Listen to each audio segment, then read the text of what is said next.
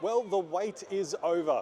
Welcome to day one of regular passenger operations for Melbourne's newest train, the XTrapolis 2. I'm here at Flinders Street station on Sunday the 3rd of May with what looks like a lot of other people. If you have no idea what I'm talking about, make sure you have a look at my previous two videos about the XTrapolis 2, Melbourne's newest train. This trip will form the 9:06 AM train from Flinders Street to Upfield before coming back again. This was only announced about 2 days ago by the Minister for Public Transport, but even then it seems to have drawn quite a crowd. So with that, let's check out Melbourne's newest train. The first order of business was to grab a tote bag from the DTP stand on the concourse. This was a nice canvas bag with a picture of the XTrapolis 2 on the front and included a cardboard train, stickers and this first to ride badge. Apparently there were hats and another badge being given out at some point, but I didn't see those. Back down on the platforms, it was busy but not too crowded. It seems that many had memories of the first run through the metro tunnel, which was so full that the train left people behind.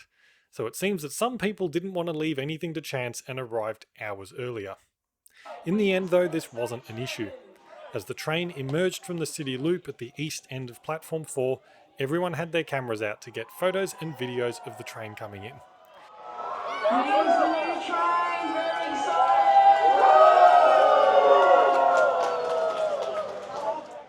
And nobody was an idiot and stood over the yellow line, all lost a tripod onto the tracks, so that was good.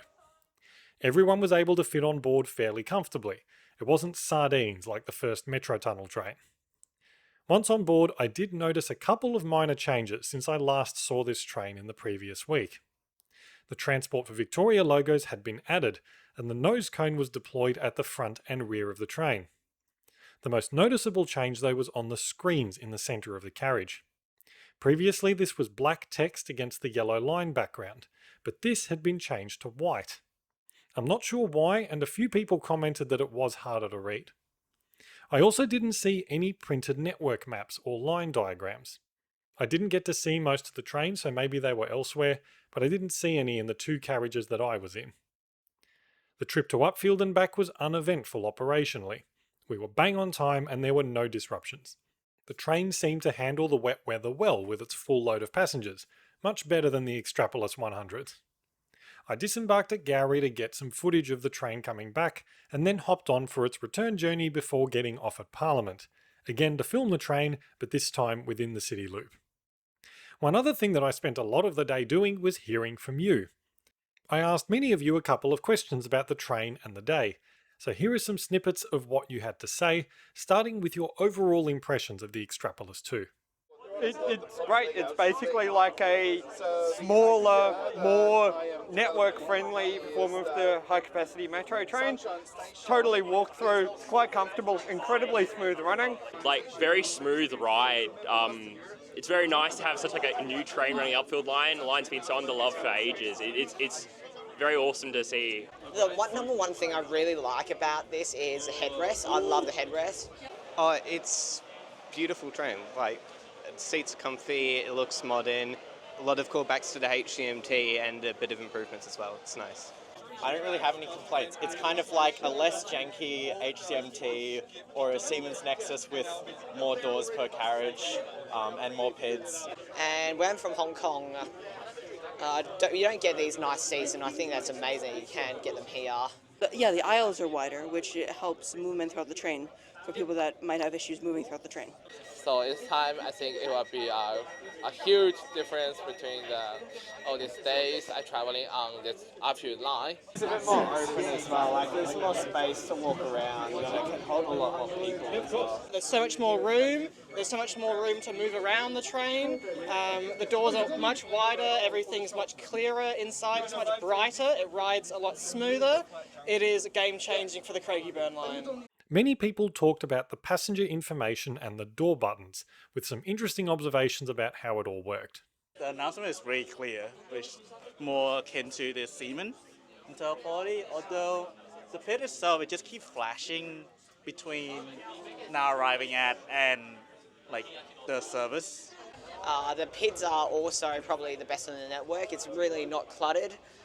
I don't particularly love the side PIDs up there, but you know what, they get the job done, they look cool. There's a lot of spare space on the internal PIDs that could be used. I think a lot of people have probably commented on that. I think some of the text on the screens is a little bit small, and hopefully that can be adjusted fairly easily, but otherwise I think it's pretty well done. So it's a really good to see passenger improvements like these PIDs, show where next stop is, also show interchange.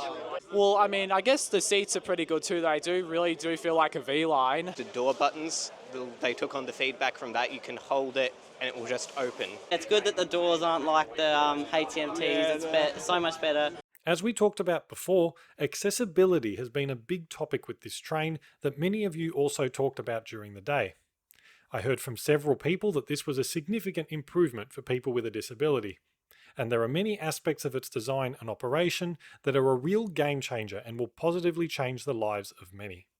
I think it's very important for accessibility reasons. The 20 wheelchair spaces and the semi-automatic doors for wheelchair accessibility is very important. It was a bit crowded, but it's the first time I've ever ridden at the back of the train. I haven't used it yet. Oh, you haven't used the ramp, so you can get up with this? It was level at Flinders Street.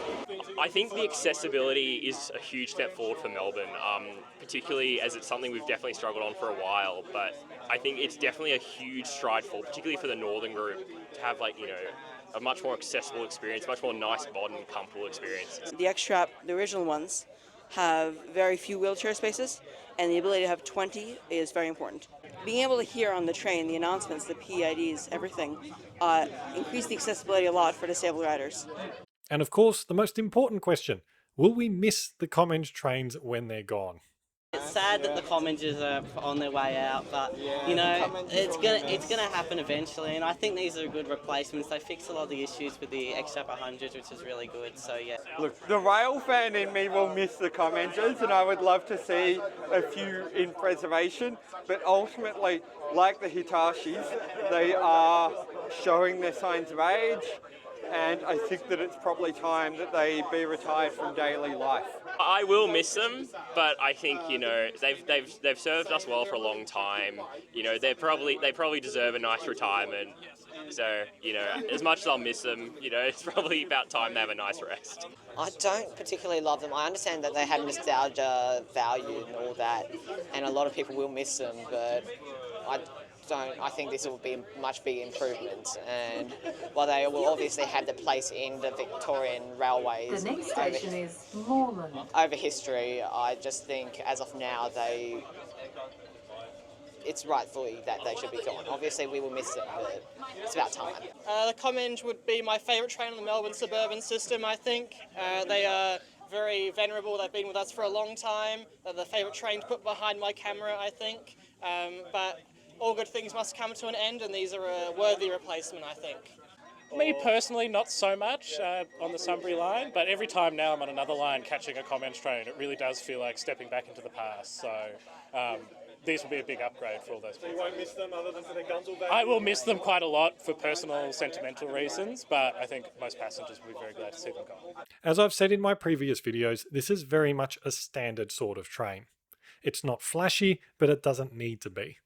The XTrapolis 2 does everything that it needs to do and is easy to implement across the network.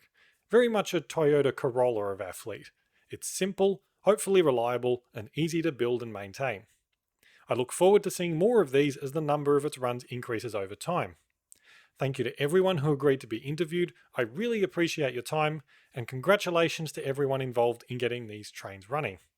There were many people there on the day who had directly contributed, including workers from the Ballarat factory, which was wonderful to see. It was also fantastic to meet all of you who came up to say hello on the day. It was fun talking to you all, and I'm sorry in advance that I won't remember all of your names. Again, if you enjoyed the video, please make sure you subscribe if you haven't already, and if you'd like, you can also become a supporter of the channel over at members.philipmallis.com. Thanks as always for watching, and I'll see you next time. Just repeating. Oh, sounds like that's ready to go.